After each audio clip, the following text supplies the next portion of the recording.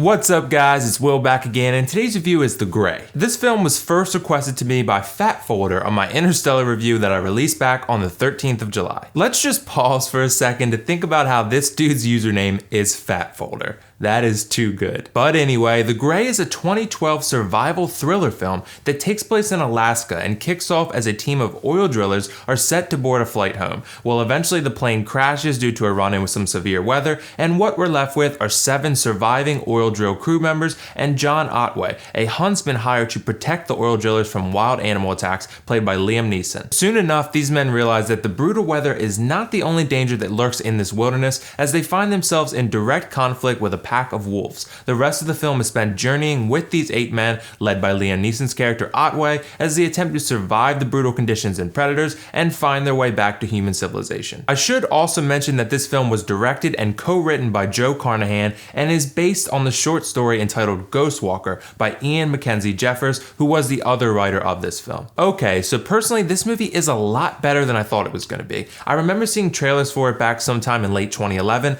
and I remember being like, I don't know, that looks kind of shitty to me. But you guys are really great about opening my eyes and broadening my horizons, because this film, once again, is one that I wouldn't have watched without your request, and it turned out to be really good. The first thing I really enjoyed about this film was the story itself. This is a survival story filled with action and drama and thriller elements, and there's also depth present that I didn't think would be there. This film, to me, is much more than just a survival story about some guys fighting off a pack of wolves. There's references to concepts like death and the human resilience and caring for your loved ones that elevate this story to a level I didn't think it would reach. And if you don't care about this sort of philosophical commentary and you just want the survival and action and thriller stuff, there's plenty of that too. This is a very tense and suspenseful film that legit, no lie, had me experiencing some seriously sweaty palms. The film does a really good job of making you anticipate where the next threat is going to come from in this extremely dangerous environment. There's a lot of cases where our characters will just be walking through the terrain and boom, out of nowhere, an attack. There's also some cases where our characters will have to make tough decisions in regards to obstacles in the terrain,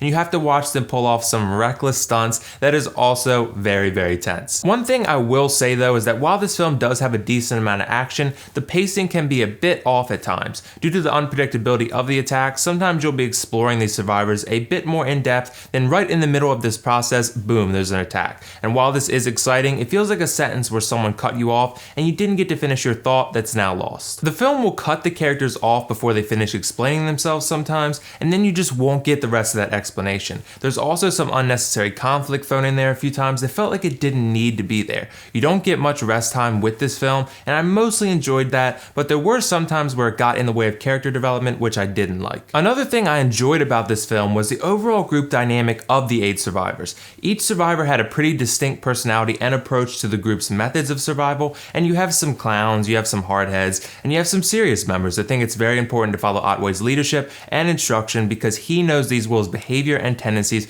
better than anyone else, because that's his job. All the interactions between the group members all felt real, and like this is actually how oil drillers would interact with one another, even in such a dire situation. The dialogue in this film was very nicely written as a whole. While there are 8 survivors, there's really only 3 that you actually get to explore in any significant way, and that's obviously Otway, played by Liam Neeson, who's this film's main protagonist, Pete Henrik, played by Dallas Roberts, and John Diaz, played by Frank Grillo. Both Pete and John are both really well acted, but John gets more of a chance to shine because he ends up sharing more of his backstory, which gives him more depth as a character and therefore makes him a little more interesting in my book. One thing to keep in mind is that a lot of these oil drillers don't have the best lives outside of this rare life or death scenario of being hunted by wolves. At times they think about giving up because even if they do make it out alive, they don't have much to go home to, which makes this film's discussion of human survival and resilience all the more interesting. Frank Grillo as John Diaz was great in this film though, and he showed why he's the crossbones we all know and love. Okay, so Liam Neeson did an amazing job in the role of Otway, but that was really no surprise to me because it's Liam Neeson. His character has a pretty tragic backstory that I won't go into here now because I think the less you know the better. This tragic backstory adds several layers to Otway as a character, and it makes you actually care for his well-being, and this allows you to emotionally invest in this character. He remains the group's strong leader throughout this entire ordeal, and the group looks to him for answers constantly,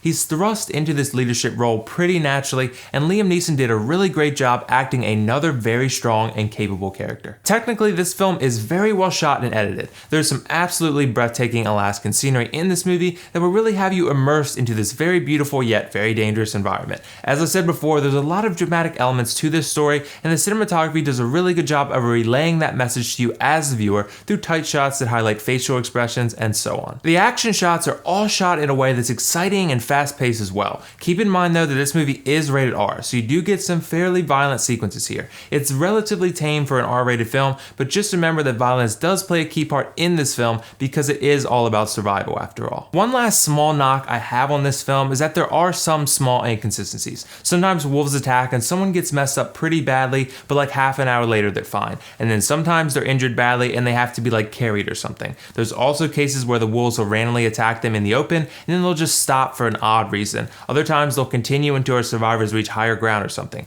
It's unpredictable, yes, but at times inconsistent as well. The last thing I want to mention is the ending. I loved it, but it's not going to be for everyone. It definitely caught me by surprise and I actually enjoyed this, but some people will hate it because it might not be the ending you thought you were going to get coming in. Once again though, the less you know, the better. Okay, so overall I enjoyed this movie a lot more than I thought I was going to. I thought it had a very dramatic, action-packed, and suspenseful story, references to thought-provoking concepts and topics, great acting and great characters, and amazing cinematography and editing. I also felt the pacing could be a bit off at times, and there were some small inconsistencies in this story. I'm gonna give this film a 9 out of 10 and recommend that you watch this one if you're looking for a dramatic and action-packed survival story. So did you guys see The Grey yet? What did you think of it? Let me know your thoughts in the comments below. And if not, let me know whether you'd be interested in watching this film or not. And as always, if you like this video, click that like button and don't forget to subscribe to my channel for much more content like this. Thanks again to Fap Folder for the requests. Keep them coming, everyone. That's all for now though. This is WillFoxification signing off. See you in the next review.